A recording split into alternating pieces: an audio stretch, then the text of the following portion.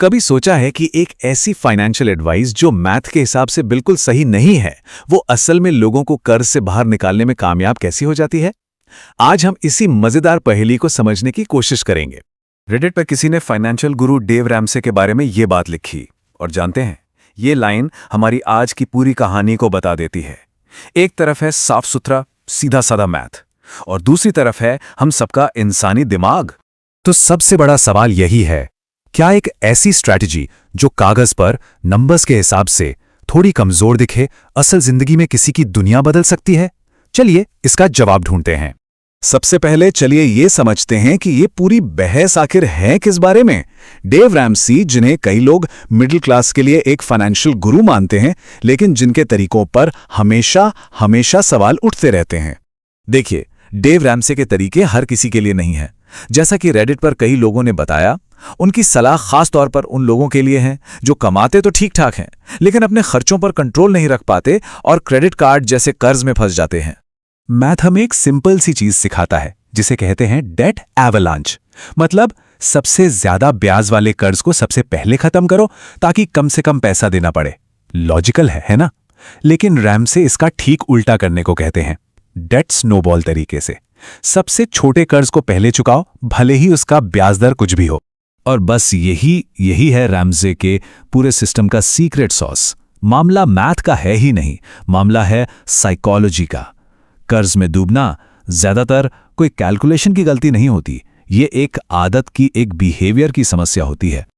और सुनिए, ये सिर्फ कोई कही सुनी बात नहीं है। हार्वर्ड और नॉर्थवेस्टर्न जैसी बड़ी बड़ी यूनिवर्सिटीज की रिसर्च भी इसको सपोर्ट करती है। उन्होंने पाया कि असल जिंदगी में छोटी छोटी मनोवैज्ञानिक जीत मैथ के हिसाब किताब से ज्यादा असरदार हो सकते हैं।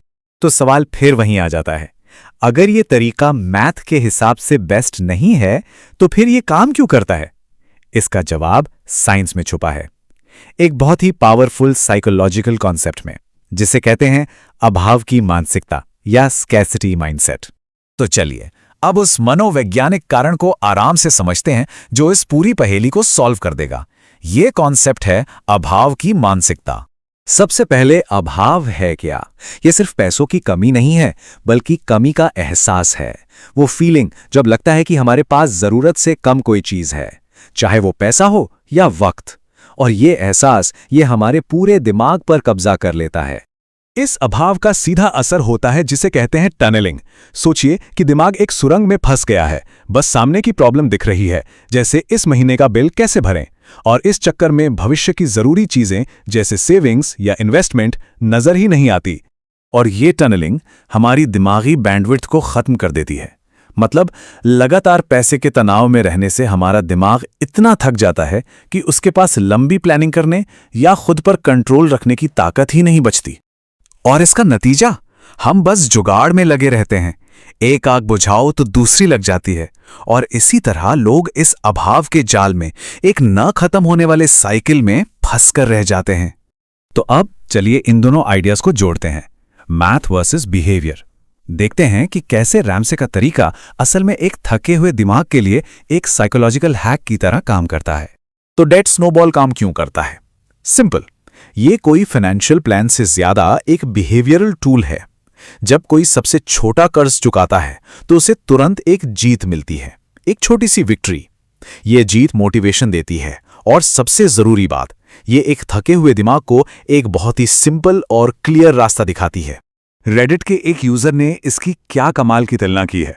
रैमसी का सिस्टम उन लोगों के लिए एक सपोर्ट सिस्टम की तरह है जिन्होंने अपने फाइनेंशियल जीवन पर कंट्रोल खो दिया है।